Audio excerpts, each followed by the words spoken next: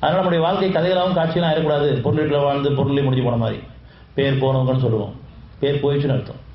நம்ம அது பெருமையாக பேசுவோம். இவங்கெல்லாம் ஒரு காலத்தில் வாழ்ந்து பேர் போனவங்க, அவங்க பேர் நினைக்கலன்னு அர்த்தம். அது நமக்கு ஒரு பேர் போனவங்க சொல்கிறது.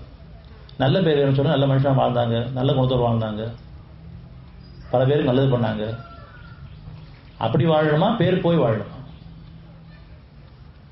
நம்ம பேராசை கொண்டதுனால பேர் போயிடுச்சு. எல்லாரும் என் பேர் வரணும், பேராசை. என் பேரில் வராமல் இருக்கக்கூடாது, எனக்கு பிடிக்காது. என் பெருமையின் காரணமாக எல்லாத்தையும் என் பேர் வரணும். ஒரு கோயிலையோ சர்ச்சிலையோ ஒரு மசூதிலையோ ஒரு லைட் வாங்கி கூட அதில் என் பேர் வரணும். அவ்வளோ அற்ப குணம் விட்டு அப்படிப்பட்டவங்க தான் நம்ம எல்லாமே. அப்படி பொருள் அடிப்படையிலேயே பேரோட வாழ நினைக்கிறவங்க எல்லாம் வாங்கி போயிடும். கடைசியில் பேர் போயிடுச்சு. நம்ம நல்ல பேரில் வாழணும், நல்ல மனுஷன்ற பேர் இருக்கும். அது தான் அவன் பிடிக்கும். அவன் சத்திய சாட்சி வாழப்பான்.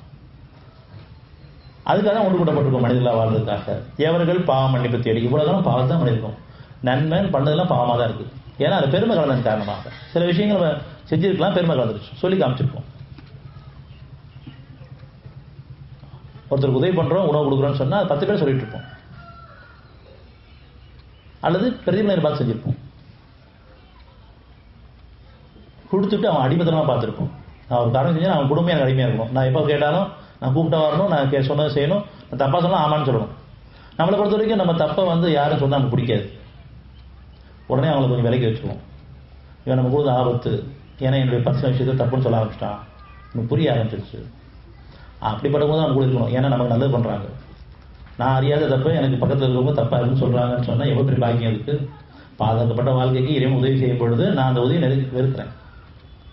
நான் கோவப்பட்டேன்னு சொன்னால் என் கூட இருக்கவங்க அடிமைத்தனமாக நான் கோவப்பட சரின்னு சொல்லணும். நான் எது சொன்னாலும் சரின்னு சொல்லணும். இப்படித்தான் பெரும்பாலும் தலைவர்களும் தொடர்பு வாழ்ந்துட்டு இருக்காங்க. ஆனால் இறைவன் சொன்னால் நியாயமாக பேசுங்க.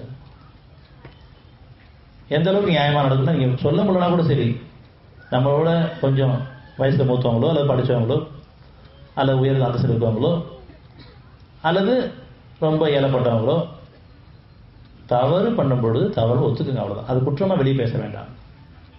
அவங்க கண்டித்தை குறைக்க வேண்டாம். நியாயம் கூட வாழலாம் பார்க்குறாங்க.